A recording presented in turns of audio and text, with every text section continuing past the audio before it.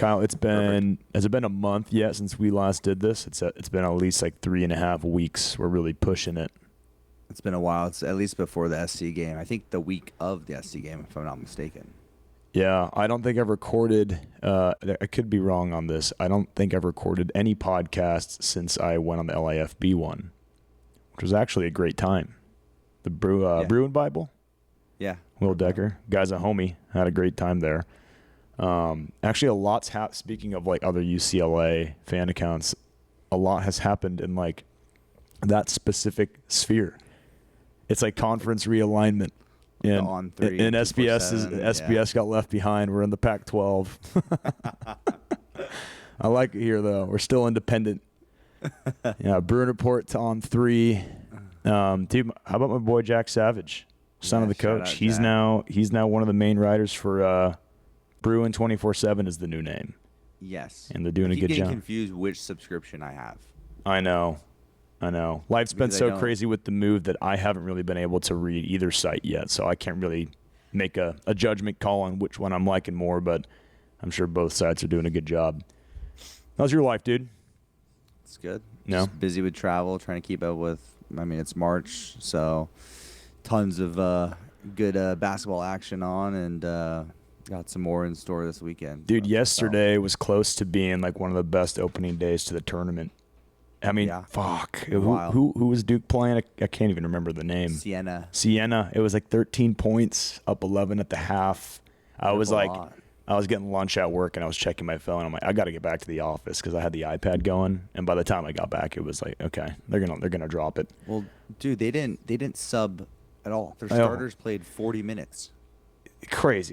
Craziest thing. That would have been crazier than UMBC Virginia and the Purdue one, because it's happened twice, a 16 taking down a 1. I've seen kind of the revival of the conversation of after the Duke close call. It's like, why the fuck are these 1 seeds even playing in the first round? Now I don't agree with that, but I kind of do get it.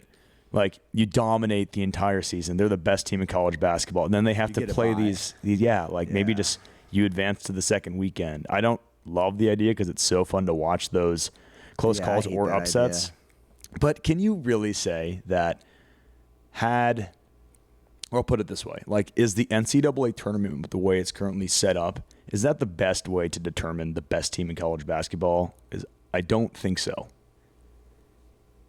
Too many good teams you have to win so many games. And so many good teams there's a lot of luck involved. There's got to be luck involved. You got to stay healthy throughout the entire 3-week stretch. Mm-hmm. And you've already played 30-something games. And a conference. A lot of teams are also depleted at this point. Like BYU is missing. BYU's been struggling down the stretch. They were probably a 2 seed, 3 seed like weeks ago. Mm-hmm. And now they're a 6 seed and obviously lost yesterday. But yeah, it was a great first day. Dude, should UCLA, we're getting way ahead of ourselves. Should UCLA make the second weekend? Dare I say, kind of sneaky good times to be a UCLA sports fan. Baseball, it's either 12 or 13 straight now. Still number 1 in the country. They're absolutely dominating. Football off season, I'm still kind of riding that Chesney high. And the social media team is absolutely cranking it for football. The max day with the fog machines in the weight room. Yeah. Sahir West hitting the Randy Orton. I know, you love that one. Oh, my God. Sick. I made like 10 memes out of it. And then women's basketball. They haven't lost a game since November. And they've got, who do they got? They got Cal Baptist on Saturday at Pauley Pavilion as the 1 seed. So obviously tuning into that. Best of luck to the ladies. That brings up a point I wanted to ask you. Because the women play home courts in their tournament. How do we feel about, this will never happen, obviously, but would you prefer men to play in like that kind of same setup, or do you like the neutral court aspect of the men's tournament? I agree with you. I don't think it'll ever happen. I'm pretty sure we covered this exact same scenario last year. We did. But no one's going to remember, so let's hear it again.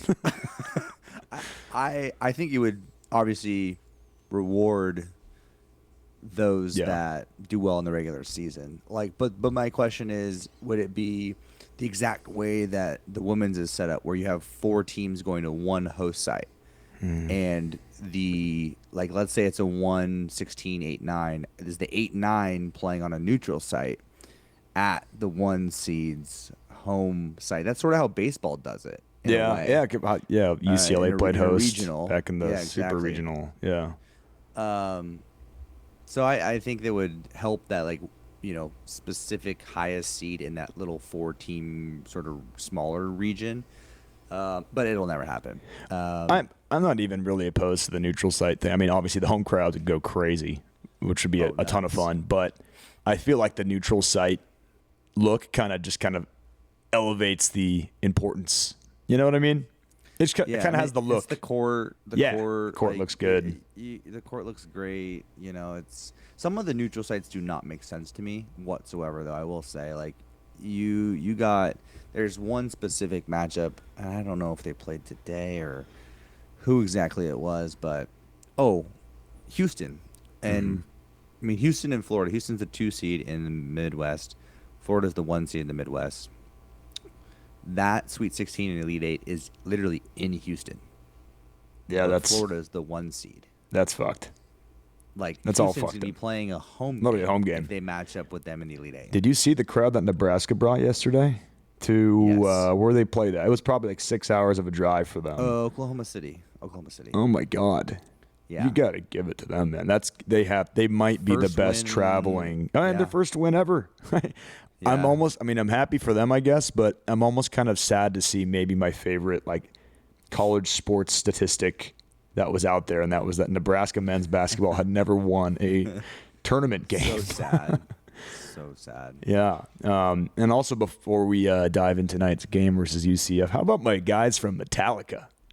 From out of nowhere. Yeah. Picking big time. None other than UCLA. Can't say I saw that one coming. Random. I didn't know Metallica was planning on releasing a bracket, and I didn't know that they would pick UCLA. I saw a lot of funny, like, replies that were like, "I don't know what your metal knowledge is, but they used to be called Alcoholica," jokingly back in the 80s, because they would consume a lot of it, and all the replies are like, "I guess Alcoholica is the thing again." They've got UCLA winning it all. Been drinking. But having said that, all jokes aside, like, UCLA has become such a dark horse pick that it's almost, you don't even call it a dark horse anymore. It's just a pick that a lot of people like. I'm almost scared of the amount of Marley this the other day. I'm almost scared of the amount of brackets I see us in the Elite 8. I know. Duke. I'm like, I mean, we beat Michigan State, who we could very easily match up with in the Sweet 16. Mm-hmm. We win tonight, and we get UConn. And I was saying from about a month out, when all these brackets started to come out, I kept seeing us matched up with UConn in the second round. I'm like, give me that. I just think UConn is the most sus top 3 seed that there really is. Can you provide some context for the listener as to why you think that? I don't think the Big East. I mean, I think, like, conference basketball really prepares you for March. I think the Big East, just year in, year out, like, it's just really overhyped, in my opinion. Yeah. And I think they play. I mean, you look at Gonzaga. Like, even Gonzaga's best years, like, they play in the WCC. They've never really. They do go on runs, though. They go on runs, but they've never gotten over the hump. Like, be able, like Duke plays in the ACC and plays tough games, and they know how to grind things out, and, like, you know what I mean? Yeah. I just think that, and I do think they have someone down right now, or like day to day, or sort of been sort of in and out of the lineup. But I just think playing in the Big Ten carries more weight than playing in a conference like the Big East, and it might show, in March. I'll tell you what, Dan Hurley versus Mick Cronin. I see the jokes being made about whatever ref gets that job. He's just gonna hate his life. Literally, just like, take a Xanax, drink some lean before that game, dude. You're fucked. Yeah. But tonight, it all starts and hopefully does not end. UCLA men's basketball takes on the UCF Golden Knights in the first round of the NCAA tournament at the Xfinity Mobile Arena in Philadelphia. And the Bruins tip off tonight at, what do you call it tonight? 4:30, late afternoon? 4:30 p.m. Pacific time. And they opened as a 6.5-point favorite. I don't know if that's moved at all. I think it's 5.5 right now. With the injury stuff, Tyler Bilodeau now listed as questionable. I guess we'll just start with that as the elephant in the room. Like, before I even ask you for your expertise on the way you assess this matchup. He has officially been listed as questionable, despite what we were hearing was good reports out of practice. So it's giving, was it 3 years ago? Adembona, Gonzaga, ruled out like an hour before the game.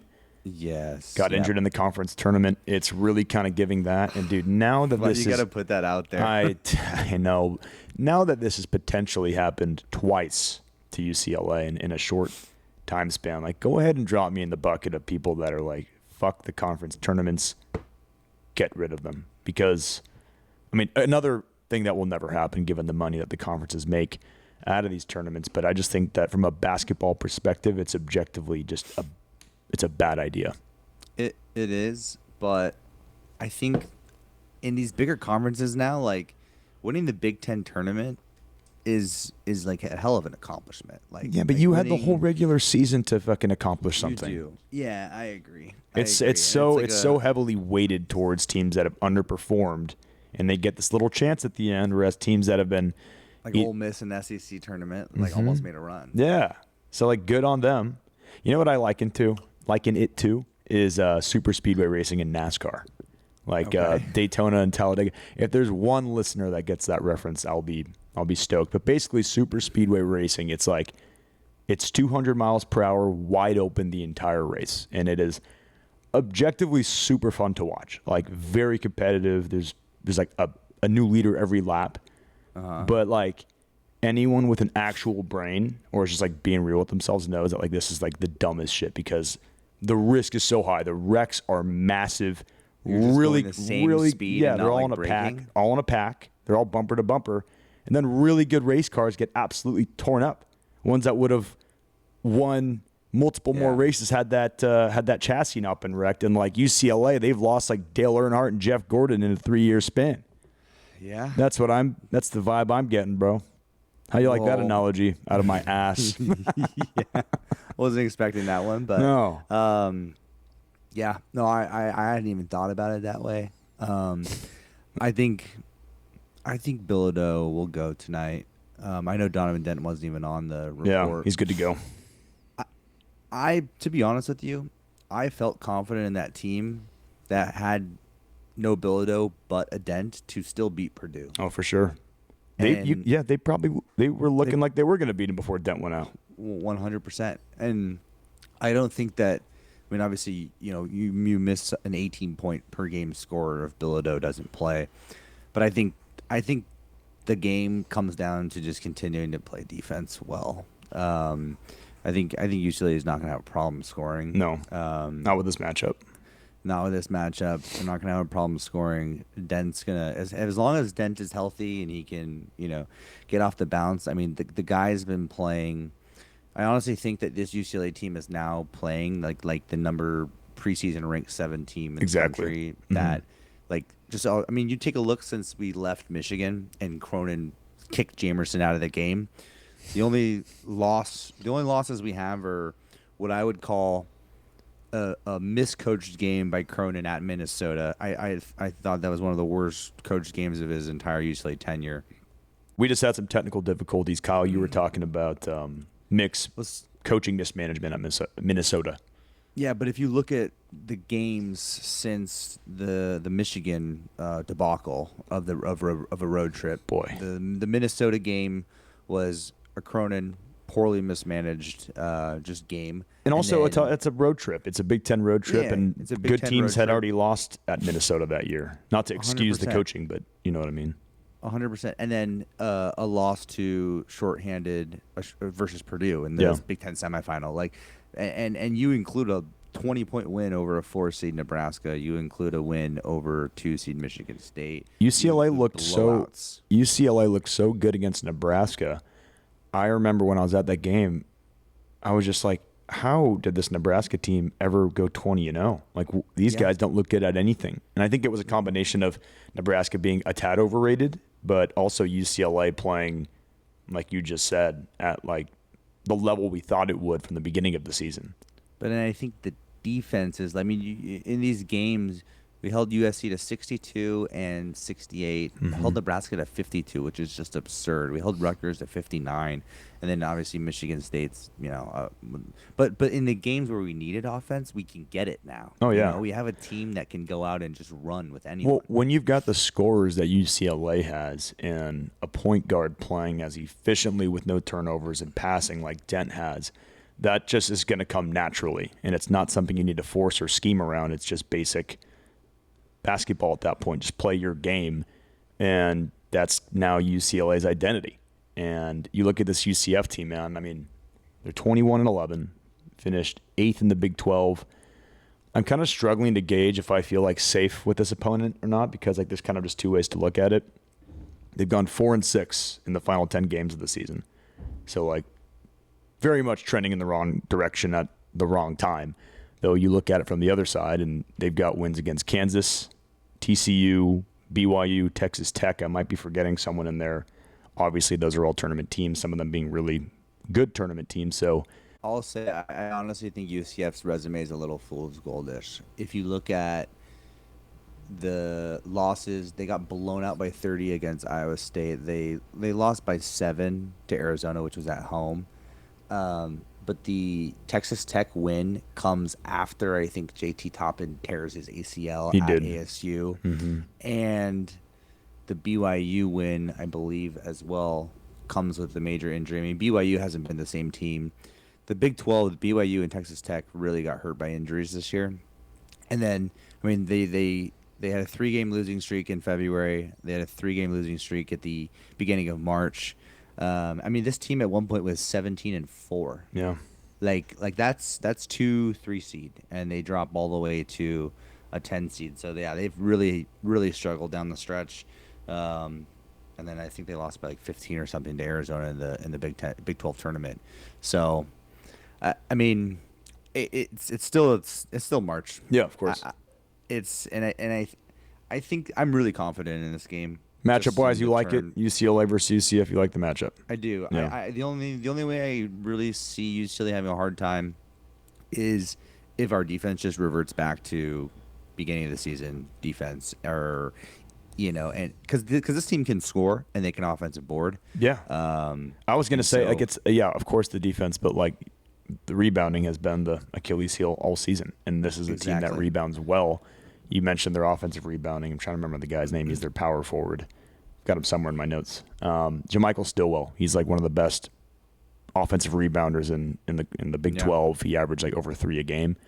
So that's a factor that UCLA is. You just know they're going to struggle with. I mean, you want to bring up their 7. He's 7'2", 7'3". Their center, John Ball. But what the hell happened? Was it the Arizona game? He just collapses, holding his chest. Leaves the game, goes to the locker room, and then they haven't really said much about it. And they've said nothing about it. He just goes, "I'm good." Like, all right. Hope you not to make light of that, but like, all right, dude. I hope you are all right, because that's fucking scary. Yeah, I mean, and UCLA. I think when we play with our 3-guard lineup and we go small, like really small, that's when against a team like this that gives up the 3 and this is a team that needs to score 80 points to win games. Like they have to get up, and we've proven that we can actually keep up with teams like that, but we can also blow out those types of teams if we actually D up. I mean, you saw it versus Nebraska, right? It was like if we can just replicate the Nebraska game, I mean, even a fraction of that, to be honest with you, I think we win by like 10. Yeah. I mean, just doing some basic reading up on UCF, I mean, this is not a defensive team that has been even remotely successful in defending shots anywhere away from the rim, whether it be mid-range or from deep. And we all know UCLA's game, they're one of the best 3-point shooting teams in the country. And then you bring Tyler Bilodeau into that, and his mid-range, I guess, lethality. And you have to like UCLA's odds in at least scoring points, and then factor in how they've been looking defensively. And I think one thing that'll get overlooked too is if Bilodeau goes tonight, one thing that'll get overlooked is obviously you love his contribution from the field and 3-point shooting and that contribution, but we saw it in the Purdue game without another. I mean, if you just have Booker out there and Daly. One of them's boxing out. One of them's going up for the board.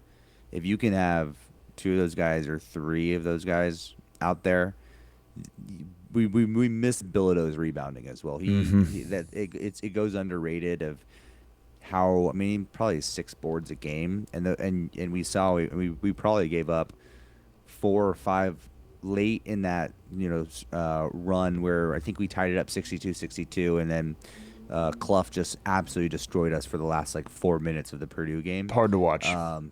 But that's just, I mean, I think you have Bilodeau out there. Not only you're on the offensive side, you're getting, major production, but you're also getting a guy that can go up and actually compete with someone like that on the glass. He was, I mean, not like this was ideal, but he was UCLA's 5 last year, basically. Literally. So yeah.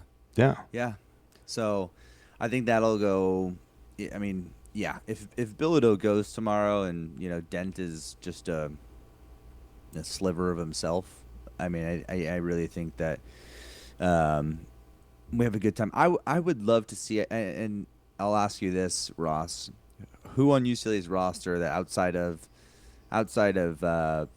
Bilodeau, Dent, Sky Clark, and Trent Perry is your X factor? I'm like a bench guy in March, because there's always going to be someone. Eric Freeney. That's an easy one. Eric Freeney. That guy's got March written all over him. I mean, I would love to see an Eric Freeney. I know he's broken out already, but hitting threes. The word dog gets way overused, but his tenacity on the perimeter on the defensive side, he's a dog. He's got that Jalen Clark in him, and now that he's hitting shots, I mean, why? Did you have someone in mind? Were you going to say Brandon Williams? I was going to say Jamar Brown. That is the X-iest X factor I've ever heard. I just think that when we got Jamar Brown, I expected much. I mean, he's shooting 32%. He was 49% last year, and he's 32% on the year. Yeah, it's not great. I'm shocked to hear it's over 30%. Yeah, and I feel like he's gonna get minutes if we go deep. He's gonna play more than 7 minutes, 7 to 12 minutes a game.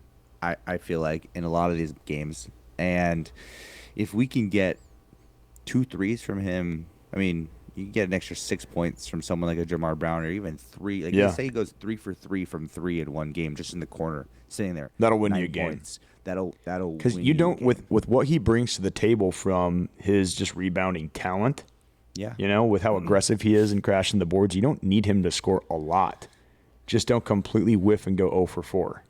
Yeah, and he's just gonna catch and shoot. He's just gonna, and with Dent's ability right now to get in the lane so easy. I mean, you saw it against Michigan State. He's just cutting, weaving, and kick it out. It was at will. Yeah, it was at will. That's when when we got Jamar Brown and we were like, okay, we have Donovan Dent.